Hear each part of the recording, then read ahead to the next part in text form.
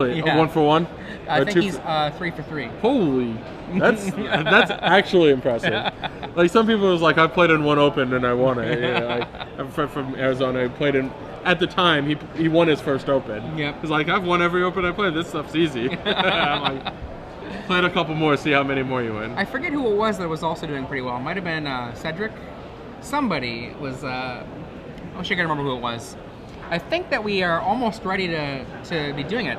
Brad Nelson, you can see on the left here with Delver, opens with a probe, and we can see Tom Manuel with Grand Architect, and he's like, hey, check this out. I'm playing the deck you played. Why aren't you playing it? Maybe you are. The player on the right is Joshua Ferrel. Oh, Joshua Ferrel. Yeah, Tom Manuel is from last round. Gotcha. So we got, oh man, it looks like a bunch of lands. There was a bunch of lands. One of them was a buried rune, and I think I saw a Phantasmal Image. Okay. Yes. Delver comes down for Brad. He does use the sleeved proxy card. Yeah. And if you use the Star City sleeves, you can see through the back somewhat. There aren't very many sleeves that you have to get pretty opaque. Any white sleeve, you need to use the checklist card. Ponder, Fishy Ponder. Where do you stand on the Fishy or 3 Moon Ponder split? My favorite is actually the textless Plunder. Ah, yes, that's a good one.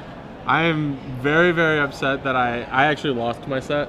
Oh, that sucks. Well, yeah. Where were and they I've been printed? using there are player rewards. Gotcha. And we see another Delver.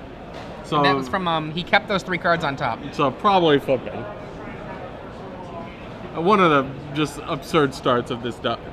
One of the reasons to play this deck, and I don't see Brad losing this game, honestly. Boom.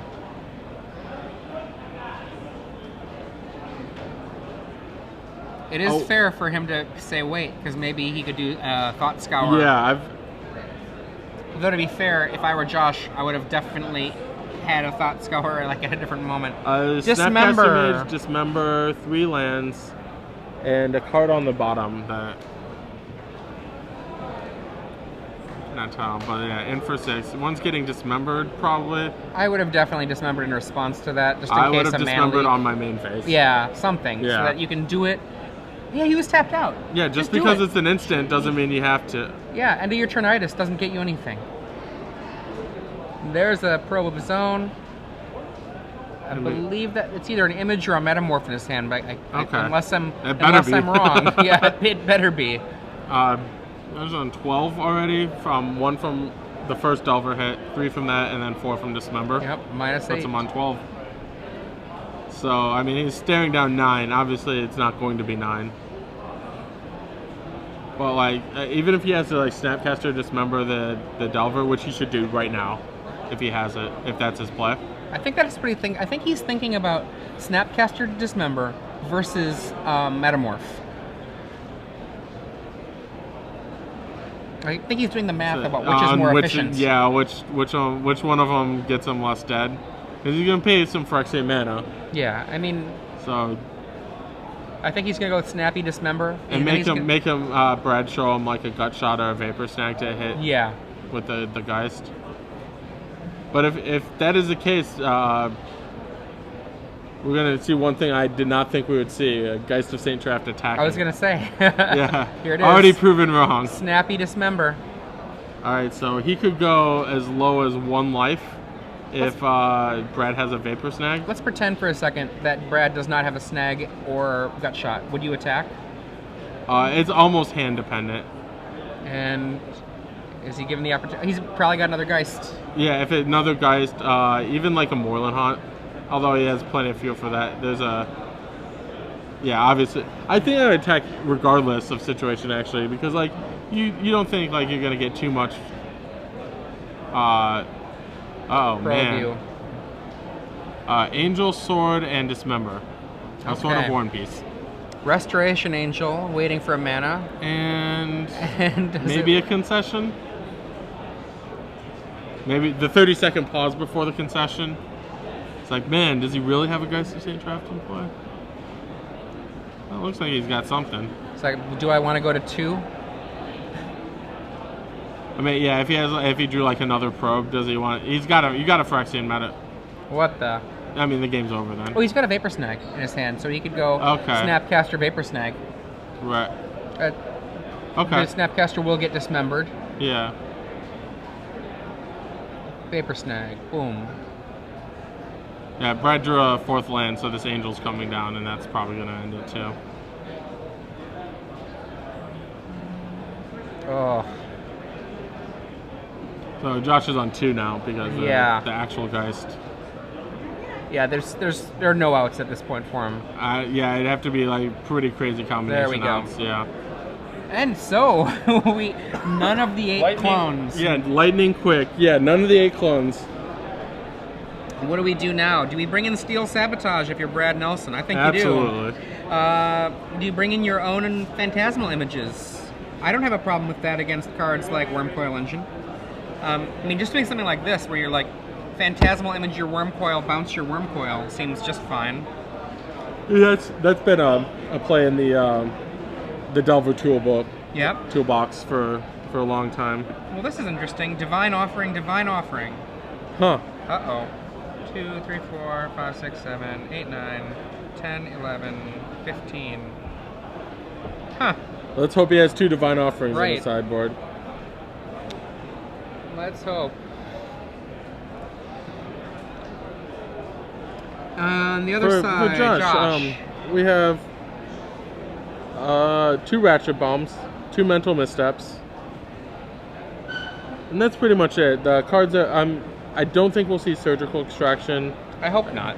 I don't. Yeah, me too. I don't think we'll see like draft. Like there's a bunch of like really narrow cards. Like Dungeon Geist doesn't actually. Dungeon Geist is a huge casualty of Restoration Angel as well. Right. Eats up the same mana slot and loses in a fight.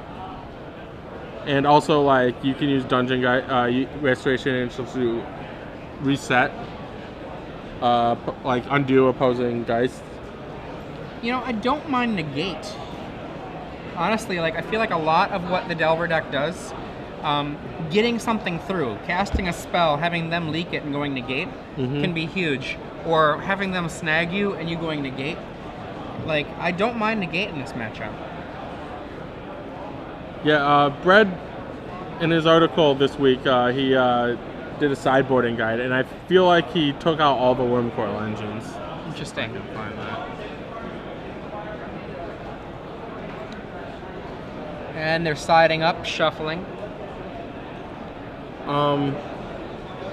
See if I can, like, I'm not a big fan of Dungeon Geist against a lot of these for the reasons, like, it's good against, like, Delver, so, like, okay against Snapcaster, but, like, it's still 4 mana for a relatively low impact card.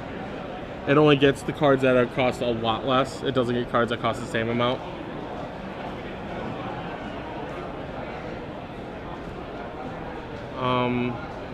Yeah, other than that, like, I don't see a ton of sideboarding. I definitely see 2 Ratchet Bombs, 2 Mental Missteps coming in. Yeah, yeah, like, let's see what Brad's still shuffling. Yeah, I'm interested to see, like, what the pacing of this, I'll need that back. Pacing of this I'll need that back Architect deck does. It's very non-conventional curve.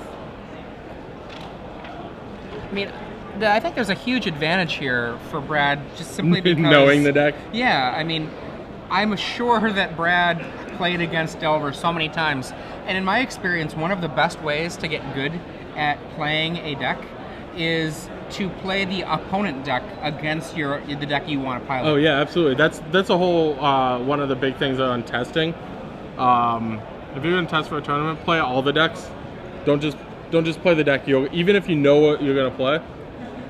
I do much better when I am familiar with the entirety of the format, as opposed to, and I get much worse when I don't like. Absolutely. I mean, like, when you realize... I would be at a disadvantage if I were playing in this tournament because I don't know.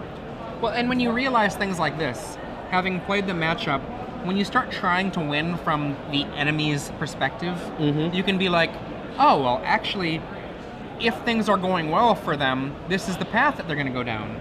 Yeah. This is what they want to do. This, and also like what kind of like weak, like almost like tells or whatever, but like what kind of play patterns they could have that would say, okay, they don't have this at this point. Right. Like if you had this, you would do that, et cetera, et cetera. And we see a Looks like we're Gitaxian underway probe. for life. How do you feel about paying 2 life when you don't have another 1-drop? I have like no it. idea if Josh has. I like it. Because if I don't have, just generally speaking, if I don't have a Delver or a Ponder in my hand yet, that's 8 cards that I could get. There's the winner, amass the components. Ponder. So he does have, see, that's my That's a good Ponder. Yeah. I've got no disrespect for that Ponder. Yeah. I know when Patrick Sullivan and I were working, Patrick likes to see the oldest card possible for any card. Yeah. So for him, it's Fishy Ponder. And for me, I like to see what I think of as the best looking Ponder. Yeah. But I don't like foils. So yeah, sure. So like, I like the 3 Moon Ponder. And we got a probe on the other side from Brad. I like foils, but only if I have all of them. It looks like a Spellskite, 2 Architects, and I believe that's a Ratchet Bomb or right. No, maybe a Metamorph. Looks like a blue artifact. Spellskite, scroll down Architect, the Snapcaster Mage. Yeah, I definitely don't like having an off random foil. I was really or different languages. Yeah. Different sets. I like it all the same. I was discussing with a friend last night. Like, I feel like Joshua is at a significant disadvantage because his islands are different pictures. Yeah, I agree. Actually, I hate that. I literally have never won a tournament with different color pictures lands in my deck. Well, I mean, I was playing in a match this last week, and I had different art for one of my lands because I'm counting that land to figure out if it's the right land. It's something to do in thing you don't care about, but like Spellskite. When you play in something like an open. Well, like I know that there's a cost to it, but there's also a gain because I'm trying to figure out one particular land, right? Mm-hmm. And my opponent wrote down plains and then wrote down beta plains. Yeah. It wasn't a beta, but it looked like enough to him. Spellskite versus a Delver. We got a Fishy Ponder coming from Brad Nelson. Like, for example, I play with all on non-foil unhinged lands. Right. I feel like, man, the great start again. This is the very reminiscent of the last time. Yep, Delver into Ponder Delver. That's so Snapcaster Ponder, not great. Unless you've got double gut shot going on. No gut shots. It has a misstep Ponder image. Surprised he didn't play. I mean, I guess like the Architect's not going to do too much there.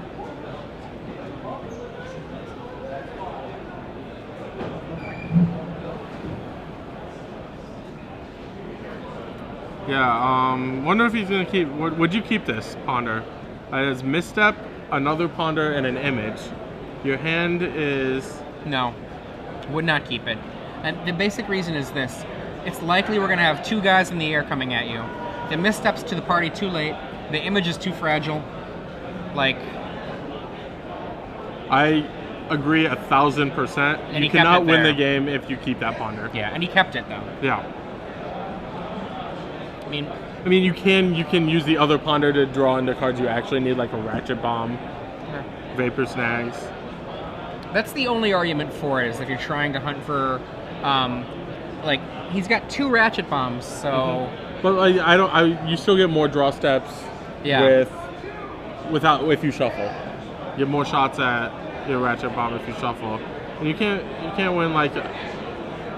you're on a 2-turn clock right now.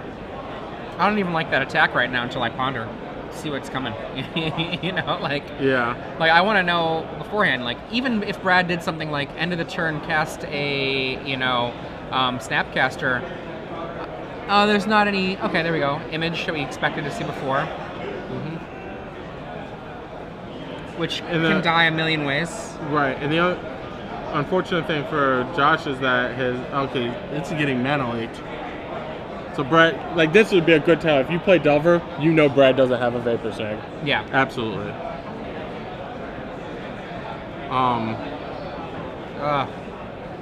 And now you know Josh doesn't either. Ponder. Another image. Is that That's extraction? Yeah, I think so. Ugh. Yeah. I do not like extraction in this matchup. Yeah. I mean, if you hit the Snapcaster, that's the only, in terms of during That's the only time you get value. Card, yeah, or if they have extra copies in their hand. Yeah, not something you can count on. And like paying 2 life to do it, because you're gonna pay 2 life to do it. Yeah. That's not much. You know, like the privilege there is just not worth it. You know, like I've seen people like, I'll play like, say you have this like Delver start that Brad has. I've seen people like extract the Ponder just to like make him shuffle away like the spell that they're gonna draw, but like it's very rarely worth a full card. Alright, Metamorph, Misstep, 2 Architects. I believe those are shiny Architects too. they are. Half shine, not a fan. I don't mind as long as like all of his Architects are foil. I don't mind that. Actually, I don't like that at all, though, because like it's just like the question of whether or not someone could be doing something shady. You know, like if all of your Architects, the card that you really want, are foil. If you have a mix, like, yeah, I agree. If you have 1 foil in your deck, And it's all Architects. and it's all like the best card in your deck, Yeah. that's a little iffy. And we could see the game being pretty much over right here. It doesn't appear that Josh. I feel like Josh drew a land. He just like drew a card and then put a land into play immediately. And then his hand only had a Metamorph. This better be a 4-mana Metamorph. And then like even that doesn't really do much for him. It could be an Architect into a Metamorph. But even then, like, still not impressive. One card I would have put in a second, given how important Worm Coil is. Maybe not for this matchup, but I would have loved to see Solemn's Symmetrical. It's a card to accelerate into off of Architect, and it's a card that if you don't have Architect, Can get you there as well. Can get you to Worm Coil Engine EG. Like right now, I feel like you need an Architect at some point to cast your Worm Coil. He gets a Metamorph into play, and it's an insect. It's a 4/3 insect. And that's the game. No, he can spend 2 life to make it hit the Spellskite, and then go to. Was he at 4 or was he at 6? He's at 6. Yeah, he goes to 4, then the dead Spellskite. Okay, that's fine. There we go. The image copying the Grand Architect will give that's enough. the unblocked Insectile Aberration an extra point of power to make 4 damage lethal. Yeah. So we have Brad Nelson with 2 textbook Delver draws. Yes. Really. Turn 1 Delver, turn 2 Ponder, and then another Delver, and then flip on turn